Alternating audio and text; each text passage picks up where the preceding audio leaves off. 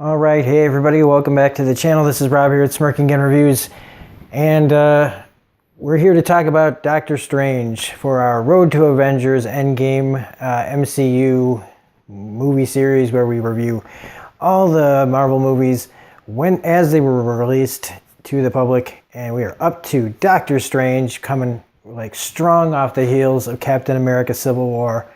We get hit with another fantastic section of this series. But before we get into that, I just want to talk really quickly about thanking some people who, after I made my video about announcing what YouTube's done to small YouTubers like me who are under 1,000 subscribers that you can't live stream. I want to thank everybody that liked the video, watched the video, commented on the video especially, and I especially want to thank a couple people. I want to thank Darren Jakes over at D's Reviews for his comments and support, and I really want to give a big thank you to Gino Reynolds, who does The Real Gino. His channel is REEL Gino. He does reviews over there, and he shared my story with people, and I've gotten already some new support, and it's made me feel like I need to to honor that kind of help and stuff. I need to not let everything put me down, and get right back in it. So like I said, that I was going to do Doctor Strange, so we're here to do Doctor Strange, but again, I just really wanted to thank those people, everybody. So I put on my Keep the Change, You Filthy Animal t-shirt and decided to get back to work, even though I've been at work all day. And so as soon as I got home from work, it was time to watch Doctor Strange after a trip to Highway 420. And then, so, yeah, time to jump into this. So again, all right, so we're done with all that. So anyway, let's talk about Doctor Strange. So full spoilers if you have not seen this movie. Oh man, so whenever I think about like categorizing the movies, somebody asks me like for a basic summary of like which one is Doctor Strange, I can easily sum it up as that's the fucking crazy one. But in the best possible way. This is everything I wanted in a Doctor Strange movie. They got everything right. And look, even with the Inception style special effects, which I happen to really love. I think it fits this universe. The whole thing, the way that they handle magic, I like in this so much. I mean, you think that Harry Potter has the monopoly on magic, and even though those are fantastic movies, this one handles magic pretty well too. I was really wondering how they were going to handle magic in the Marvel universe. I mean, we've gone to the cosmos and stuff, and that's great, and we've dealt with other things, but magic is a whole other part of it. And sometimes things just don't translate well, but they figured it out here, and it really, really is just so much fun and insane, and such a visual feat and fun. And the casting of Benedict Cumberbatch, it's just, come on. As soon as they said it, I usually am pessimistic. I rarely sometimes agree with like the casting of things, especially like when I found out that Chris Evans was going to be Captain America, I was like, oh, I don't know about that. And now I fucking love him. And if anybody told me that somebody, the next person is going to replace Captain America someday, he's got big shoes to fill. But anyway, the casting, though, of Benedict Cumberbatch was just perfect. I mean, yeah, is it a little on the nose because he also plays Sherlock? Sure. But if it works, this isn't like beating a dead horse. He just gets to play another really smart, arrogant person in a whole new, different way. And I enjoy that quite a bit here. And he carries that arrogance. He's like the Tony Stark of doctors. You know what I mean? Like he's got that kind of swagger and everything. I mean, he's not. You don't really know much about his life, his private life in this movie as much as you do Tony's, where it's very flamboyant and everything. But it seems like Doctor Strange likes to get down, or maybe he just really likes the finer things. I don't know. That accident in this movie, that's the one thing that kind of takes me out of it a little bit, because that's like, what if a transformer picked up his car and threw it? Because that is a bad crash, and it's a little too bad. Like, it's just when he gets done and his face is a little bruised and it's just his hands that are fucked up after that crash. Look, I have been in a really bad accident and I came away with minor scrapes, but even though my accident was bad, like really bad, it was nowhere near to the degree of this crash. And he just, come on. But whatever. It's a small gripe. It really is a small gripe. I mean, it's an effective crash. I mean, at least when you see his hands go through the dashboard, that's really effective. It's not until it turns into just like a freaking King Kong knocking over a car. Rachel McAdams in this, she's okay. She's okay. She's doable. That is not what I meant to say. She does her job fine in this. It's kind of a thankless role. And speaking of thankless roles, Mads Mikkelsen in this, people don't like him in this, but or think he's a weak villain. And I say this about about most of the villains here, besides like characters like Malekith, who just are terrible, or the translation is terrible, or the way that they wanted to do it was awful. But and here I actually understand Caecilius. He saw hypocrisy. He thought, this is bullshit. Why can't we do it? We're doing it. You're doing it. We're doing it. And they didn't trust the master that she was doing the right thing. And maybe rightfully so, in a way. Maybe they shouldn't have gone about it like, should have tried to figure some other way out of it. But I don't know. So I think at that point, Caecilius, though, was already like, drinking the Dormammu Kool-Aid. But I think it's funny that there's two Benedicts in this. And that, one's the sidekick and they're both named Benedict. Benedict Wong is really great. I love him on Deadly Class, even if I feel his storyline there is given way too much of the story, but that's a different show. Speaking of which, after this, there will be the announcement for the Deadly Class contest. So if you want to check that out later, if you're one of those people that actually tried for that contest, that video will be up in a minute. Tilda Swinton and the whole whitewashing thing. Look, technically, it's supposed to be an old Asian man. And you know what? In the right light, doesn't Tilda Swinton already kind of look like that sometimes? I don't mean that as a diss. It's just kind of a fact. In this, with the bald head, and you put her in the shadows, you wouldn't know that wasn't a guy. But I don't know. I just don't think it matters that much. It only matters because it matters now that anybody not represented correctly or politically correctly gets just, ripped apart. And I think that Tilda Swinton should be proud of her role in this. I think she did a really good job as the Ancient One. I dug it, man. I like that they shook it up. So what if it's not an Asian character being portrayed by an Asian man? They decided to go Celtic. They even called her Celtic. So I just, they're not trying to pretend like she's that Ancient One. This is an Ancient One. You can't get over that shit, man. I don't know what to tell you. Chiwetel Ejiofor as Mordo. Okay? I love this guy. This actor, I've been following him since Serenity. And that he was so good in Serenity. And he was incredible in 12 Years a Slave. He's one of those actors that I will just see in anything. I love it that later in the movie, after everything kind of goes down and they're talking about, what she did.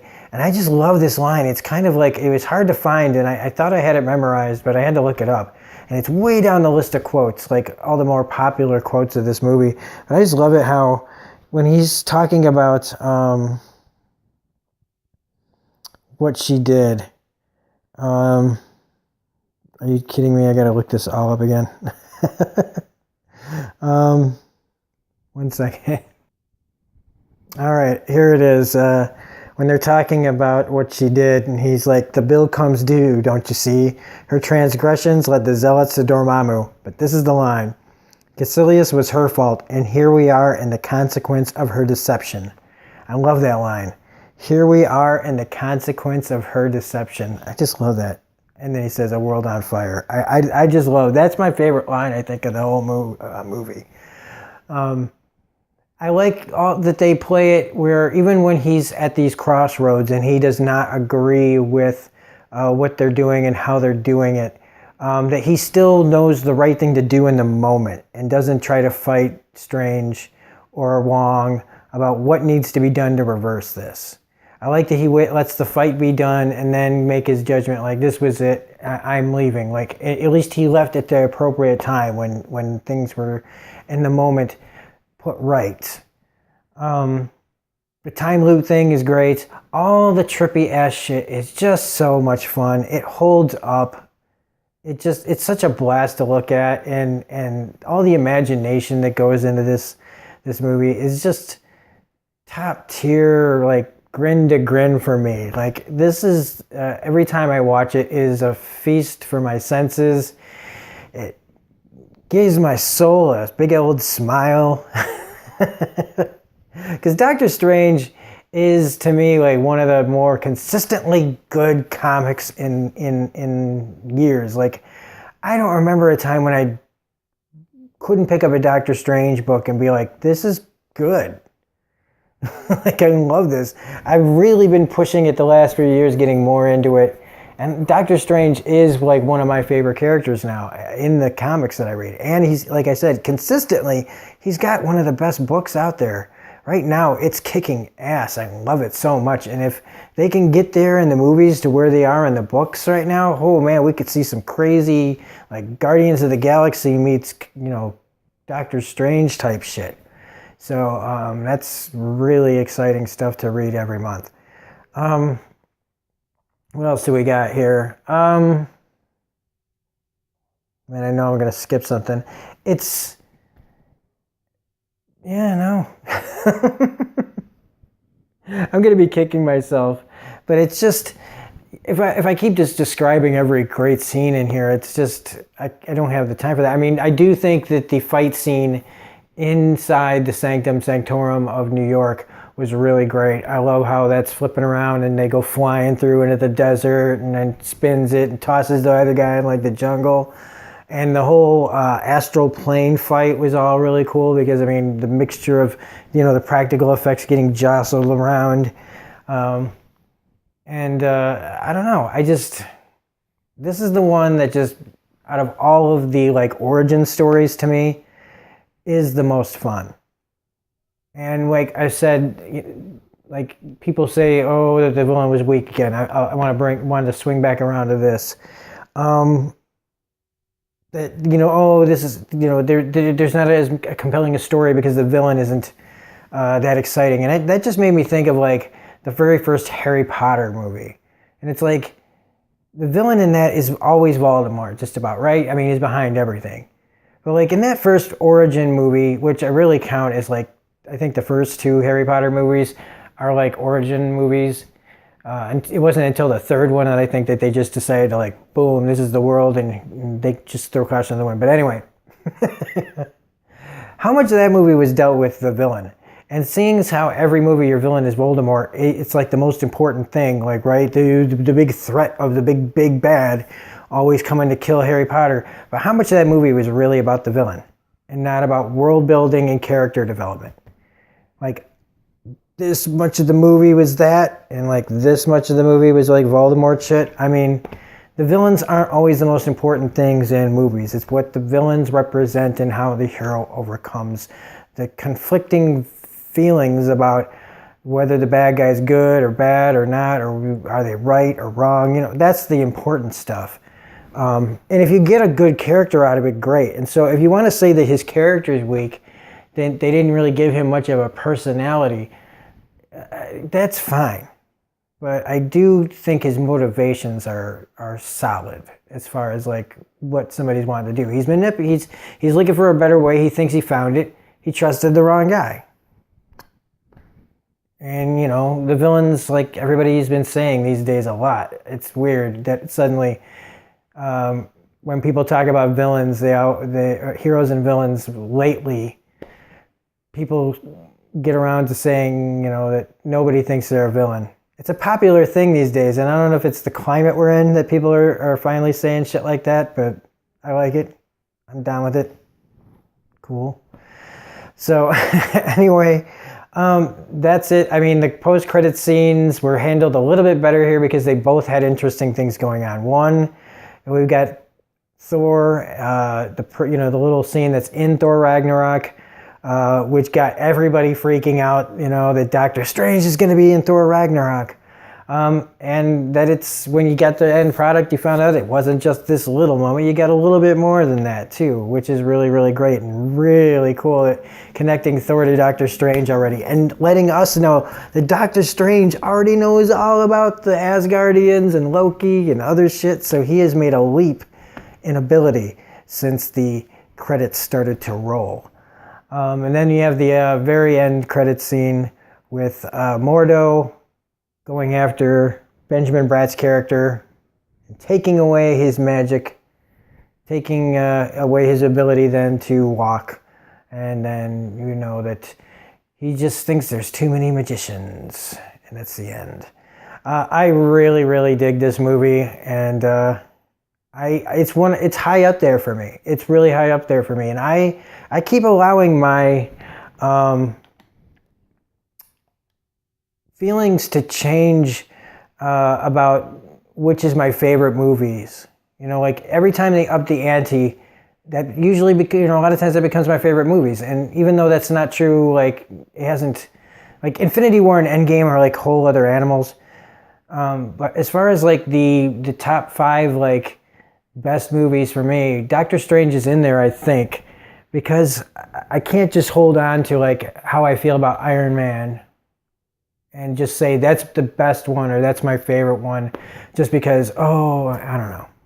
You can like whatever you like. All I'm saying is this doesn't seem to be in a lot of people's like top 5, and I'm just kind of feel like a weirdo having it in mind, but whatever, you know, que sera, sera, or whatever. I don't know if that fits. It's been a really long day, so I don't even know how I'm gonna, it's probably gonna be a pretty funny contest video coming up here in a little bit. But anyway, that's Doctor Strange. It's so much fun. I love it. Even though I do think now, watching it, the scenes where he's making fun of Wong's name, or like saying, are you like Beyonce? And are you like, you know, Adele? That joke doesn't land as hard for me anymore, but oh well. Not everything lasts. So anyway, that's it. I really love this movie. Like I said, it's like in my top 5. Of all time of the MCU, but we'll see what happens later on when we get more movies. All right, so this is Robin Smirking Again Review saying, if you like this review, please hit the like button, comment, share, subscribe, all that jazz. We are back. We aren't slowing down. Even if they have thrown a roadblock at us, we're going to come at them even stronger. So expect a lot of videos coming up in the future. And yeah, so the contest video is coming up, and tomorrow a whole bunch of other stuff. So have a great day, and we will see you next time. Thanks again.